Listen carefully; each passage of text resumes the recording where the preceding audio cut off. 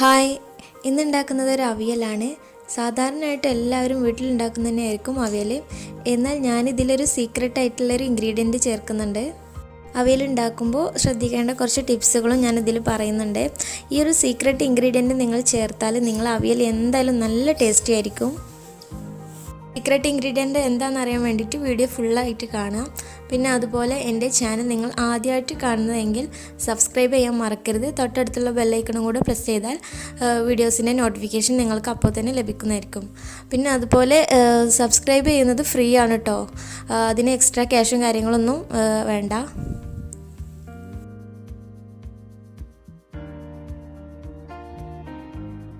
ഞാനെടുത്തിട്ടുള്ള vegetables ഉരുളക്കിഴങ്ങ്, പച്ചക്കായ, ചേന, ക്യാരറ്റ്, മുരിങ്ങാക്കായ, വഴുതനങ്ങ, കുമ്പളങ്ങ, വെള്ളരിക്ക, പിന്നെ പയർ, ഇത്രയാണ് ഞാൻ എടുത്തിട്ടുള്ളത്.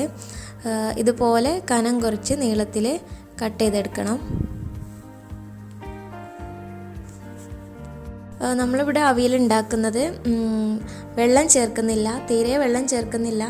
അപ്പോൾ നന്നായിട്ട് കനം കുറച്ച് അരിയണം, എന്നാലേ പെട്ടെന്ന് തന്നെ വെന്ത് കിട്ടുള്ളൂ. വെള്ളം ചേർക്കാത്തത് കൊണ്ട് നന്നായിട്ട് കനം കുറച്ച് അരിയണം.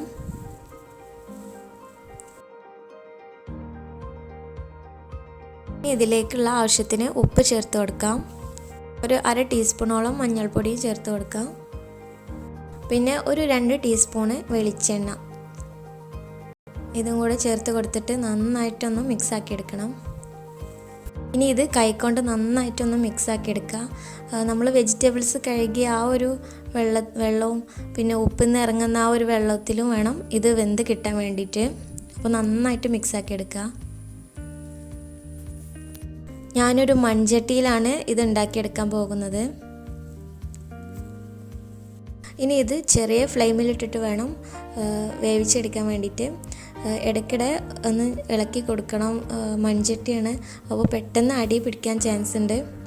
പിന്നെ വെള്ളവും പാർന്നിട്ടില്ലല്ലോ, അപ്പോൾ പെട്ടെന്ന് അടി പിടിക്കും. അപ്പോൾ ഇടയ്ക്കിടെ ഇങ്ങനെ ഇളക്കി കൊടുക്കണം.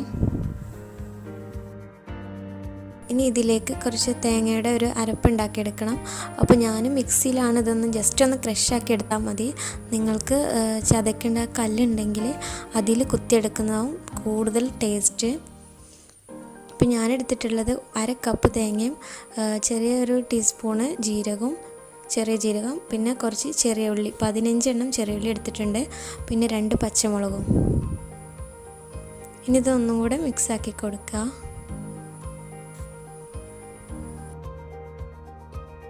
ഇപ്പോൾ വെജിറ്റബിൾസൊക്കെ നന്നായിട്ട് വെന്ത് വന്നിട്ടുണ്ട്. ഇനി ഇതിലേക്ക് അരപ്പ് ചേർത്ത് കൊടുക്കാം. അതുപോലെ ഒരു 3 ടേബിൾ സ്പൂണ് നല്ല പുളിയുള്ള തൈരാണ്, അതും കൂടെ ഇതിലേക്ക് ചേർത്ത് കൊടുക്കാം. എന്നിട്ട് നന്നായിട്ട് മിക്സ് ആക്കിയതിന് ശേഷം ഫ്ലെയിം ഓഫ് ചെയ്യാം.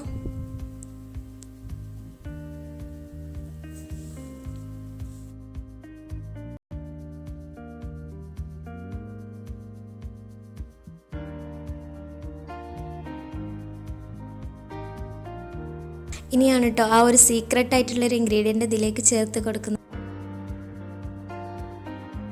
ചെറിയുള്ളിയുടെ നീര്, അതായത് ചെറിയുള്ളി നന്നായിട്ട് കല്ലിൽ ചതച്ച് അതിൻ്റെ നീരെടുത്തതാണ്. ഏകദേശം ഒരു 4 ടീസ്പൂണോളം ഇതിലേക്ക് ഞാൻ ചേർത്ത് കൊടുക്കുന്നുണ്ട്.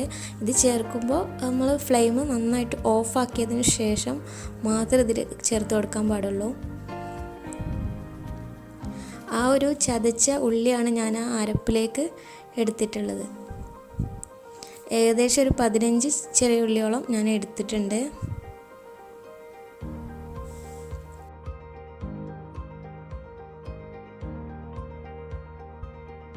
ഇനി ഇതിലേക്ക് ഒരു 2 ടീസ്പൂണ് പച്ച വെളിച്ചെണ്ണയും കൂടെ ചേർത്ത് കൊടുക്കാം.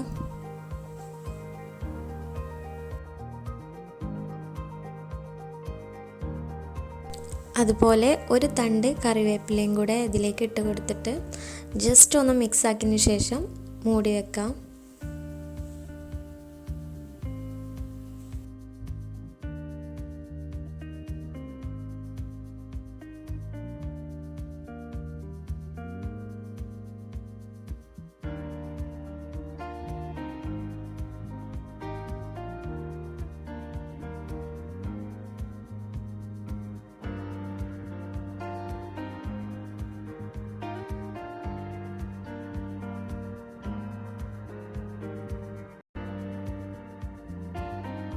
ഇപ്പോൾ അവിയൽ ഇവിടെ റെഡി ആയിട്ടുണ്ട്.